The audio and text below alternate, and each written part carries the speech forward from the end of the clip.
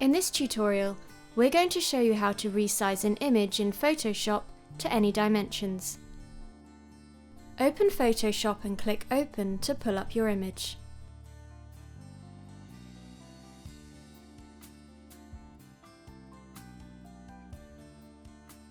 Click on Image at the top menu bar, followed by Image Size.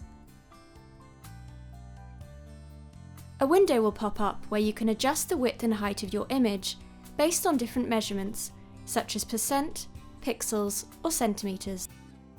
Click OK once you've made your adjustments.